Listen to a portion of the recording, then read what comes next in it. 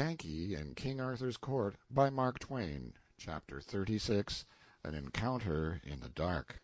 London, to a slave, was a sufficiently interesting place. It was merely a great big village, and mainly mud and thatch.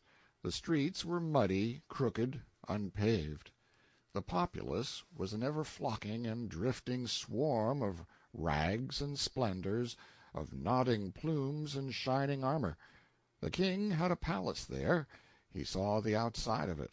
It made him sigh, yes, and swear a little, in a poor, juvenile, sixth-century way. We saw knights and grandees whom we knew, but they didn't know us in our rags and dirt and raw welts and bruises, and wouldn't have recognized us if we had hailed them, nor stopped to answer either, it being unlawful to speak with slaves on a chain. Sandy passed within 10 yards of me on a mule, hunting for me, I imagined. But the thing which clean broke my heart was something which happened in front of our old barrack in a square, while we were enduring the spectacle of a man being boiled to death in oil for counterfeiting pennies. It was the sight of a newsboy, and I couldn't get at him. Still, I had one comfort. Here was proof that Clarence was still alive and banging away. I meant to be with him before long. The thought was full of cheer.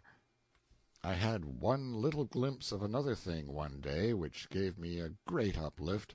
It was a wire stretching from housetop to housetop, telegraph or telephone, sure. I did very much wish I had a little piece of it. It was just what I needed in order to carry out my project of escape. My idea was to get loose some night, along with the king, then gag and bind our master, change clothes with him, batter him into the aspect of a stranger, hitch him to the slave chain, assume possession of the property, march to Camelot, but you get my idea. You see what a stunning dramatic surprise I would wind up with at the palace. It was all feasible, if I could only get hold of a slender piece of iron which I could shape into a lock-pick. I could then undo the lumbering padlocks with which our chains were fastened, whenever I might choose. But I never had any luck. No such thing ever happened to fall in my way. However, my chance came at last. A gentleman who had come twice before to dicker for me without result, or indeed any approach to a result, came again. I was far from expecting ever to belong to him, for the price asked for me from the time I was first enslaved was exorbitant, and always provoked either anger or derision, yet my master stuck stubbornly to it. $22. He wouldn't bate a cent. The king was greatly admired because of his grand physique, but his kingly style was against him, and he wasn't salable. Nobody wanted that kind of a slave. I considered myself safe from parting from him because of my extravagant price. No, I was not expecting to ever belong to this gentleman whom I have spoken of, but he had something which I expected would belong to me eventually, if he would but visit us often enough. It was a steel thing with a long pin to it, with which his long cloth outside garment was fastened together in front. There were 3 of them. He had disappointed me twice, because he did not come quite close enough to me to make my project entirely safe, but this time I succeeded. I captured the lower clasp of the 3, and when he missed it he thought he had lost it on the way. I had a chance to be glad about a minute, then straightway a chance to be sad again, for when the purchase was about to fail, as usual, the master suddenly spoke up and said what would be worded thus in modern English: "Tell you what I'll do. I'm tired supporting these 2 for no good. Give me $22 for this one, and I'll throw the other one in." The king couldn't get his breath, he was in such a fury. He began to choke and gag, and meantime the master and the gentleman moved away discussing. "And ye will keep the offer open?" "'Tis open till morrow at this hour." "Then I will answer you at that time," said the gentleman, and disappeared, the master following him. I had a time of it to cool the king down, but I managed it.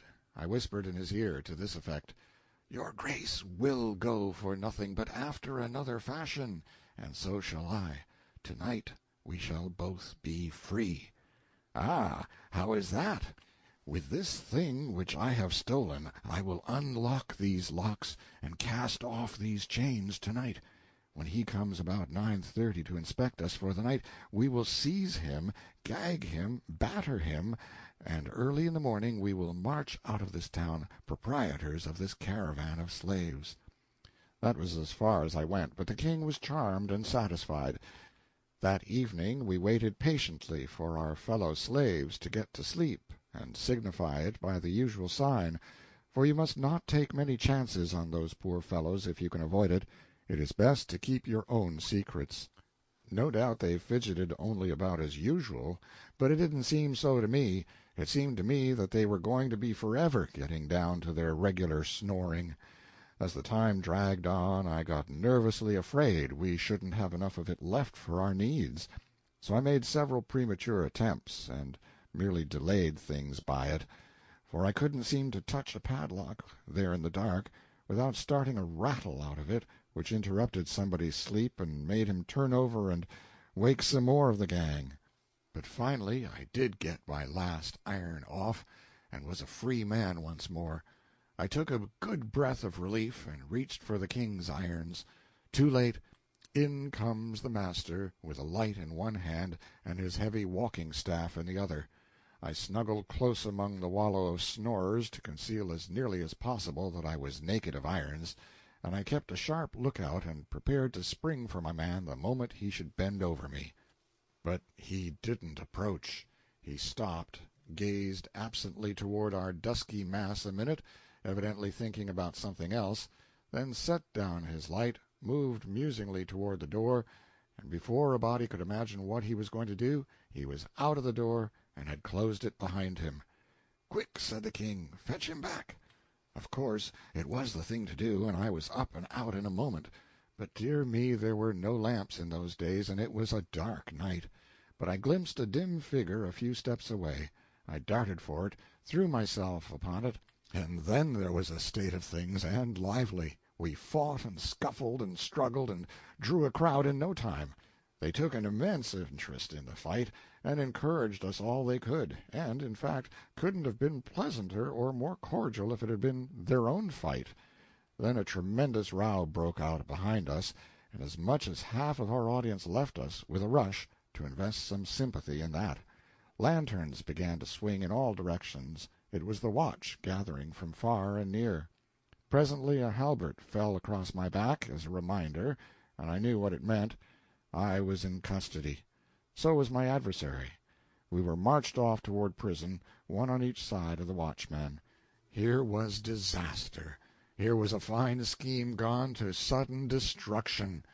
I tried to imagine what would happen when the master should discover that it was I who had been fighting him, and what would happen if they jailed us together in the general apartment for brawlers and petty lawbreakers, as was the custom, and what might— Just then my antagonist turned his face around in my direction. The freckled light from the watchman's tin lantern fell on it, and, by George, it was the wrong man. End of chapter 36.